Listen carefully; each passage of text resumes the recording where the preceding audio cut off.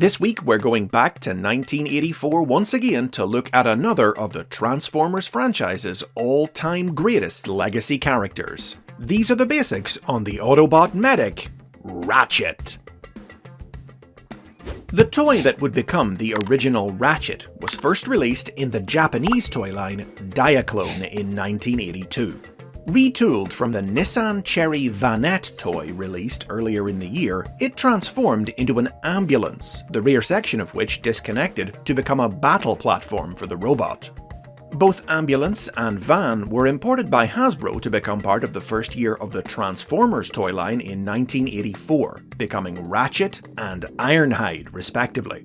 In the world of Diaclone, the characters were piloted mecha rather than living robots, and Ratchet's design reflected that more than most visibly by having a pilot's seat instead of a head, which the Transformers release of the toy tried to compensate for by covering the seat with a sticker of a robotic face.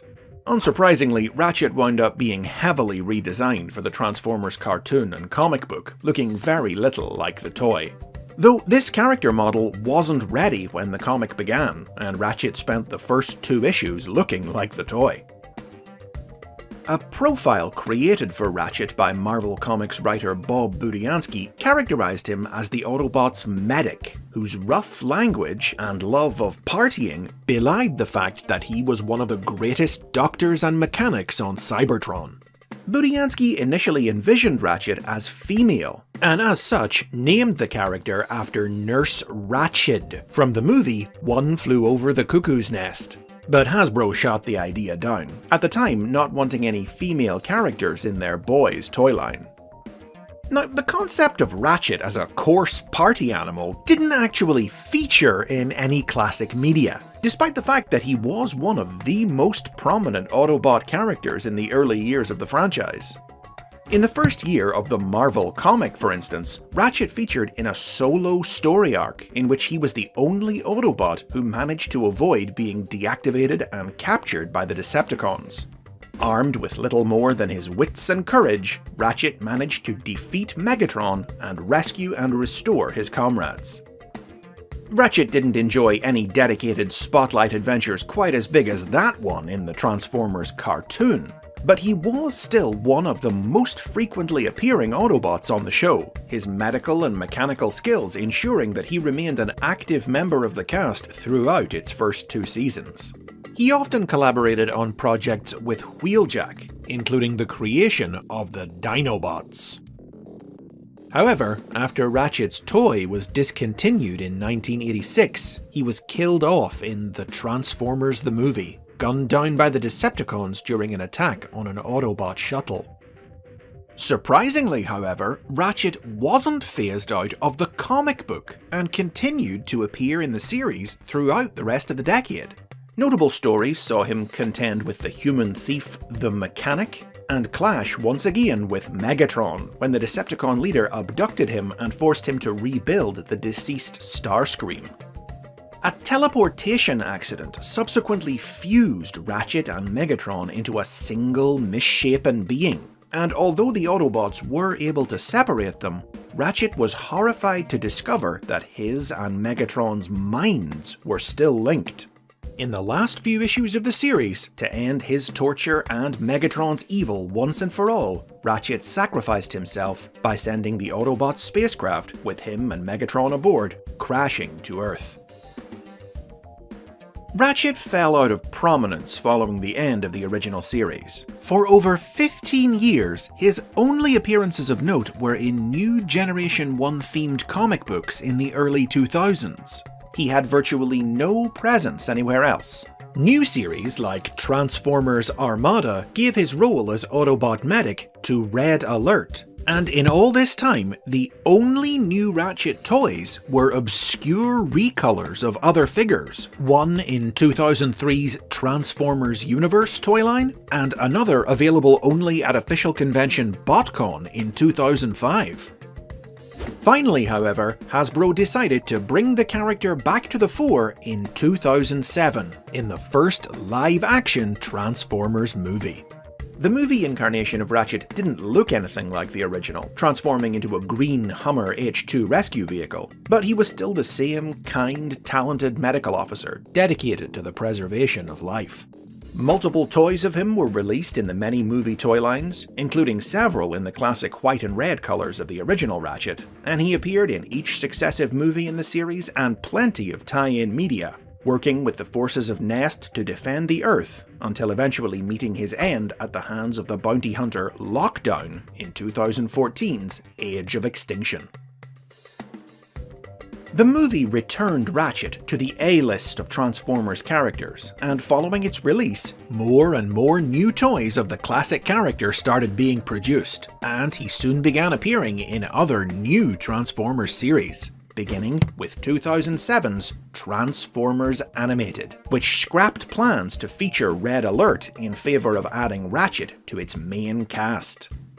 The animated incarnation of Ratchet was a crotchety old war veteran with magnetic powers, who had been left bitter and cynical by his experiences during the Great War against the Decepticons millions of years ago. Principally, a disastrous mission to rescue intelligence operative RC from Lockdown that left Ratchet scarred and RC's mind wiped.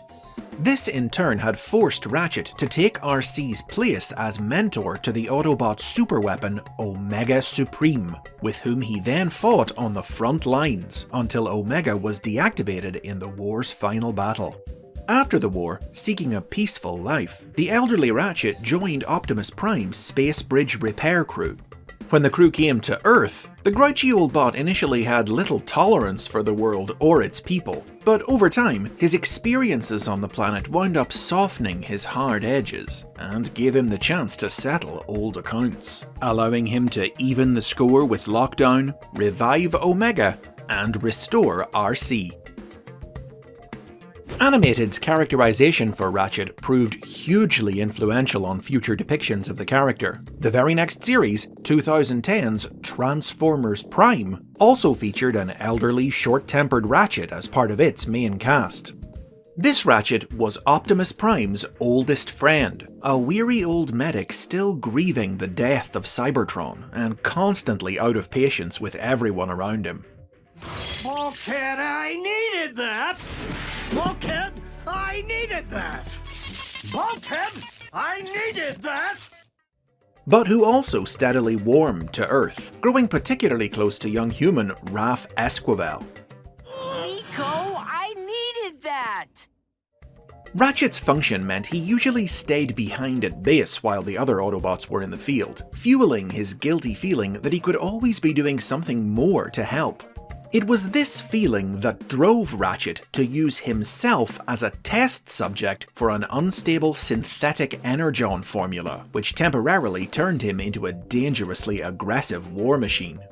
Though later captured by the Decepticons and coerced into perfecting the formula for them, once rescued, Ratchet was able to use the formula to restore Cybertron, but then decided that, having healed his homeworld, he would remain on Earth and use his skills to help his new human friends.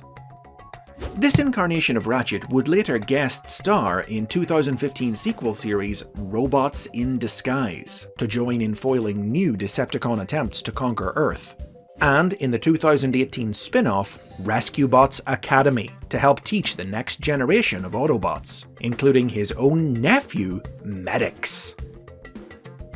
When IDW Publishing's Transformers comic books launched in 2005, Ratchet took the starring role in their opening story arc, breaking cover to rescue a pair of humans who had stumbled onto a Decepticon plot. But as the comics continued into the 2010s, they also incorporated aspects of the cranky old persona seen in Animated and Prime, as Ratchet began to feel his advanced age, and decided to join the crew of the starship Lost Light to help the universe as much as he could before time caught up to him.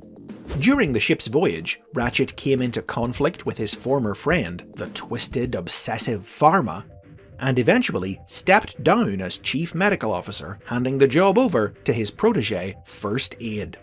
As a bot of science, Ratchet was a staunch atheist, and often butted heads with the spiritual drift. But this mutual aggravation soon turned into friendship, and friendship eventually turned into love, and the pair would remain together for the rest of Ratchet's life. Other recent appearances by Ratchet have included a cameo in the Bumblebee movie, a minor role in Transformers Cyberverse, which saw him team up with twin Autobots Rack and Ruin to rescue Jetfire, and Netflix's War for Cybertron cartoon, which had a new slant on the character, presenting him as a former weapons engineer whose guilty conscience led him to devote himself to medicine, running a battlefield clinic that treated Autobots and Decepticons alike. With more new toys on the way as part of the War for Cybertron trilogy, including even one of an evil version of Ratchet from the mirror universe of Shattered Glass, there doesn't seem to be any danger of him disappearing from the world of the Transformers again anytime soon. Wherever there are Decepticons ready to break it, you'll find Ratchet ready to remake it. And those are the basics on Ratchet. Tell me about your favourite incarnation of him in the comments. Make sure to like and subscribe for more Transformers history and lore like this, and help the series keep going by supporting the basics on Patreon.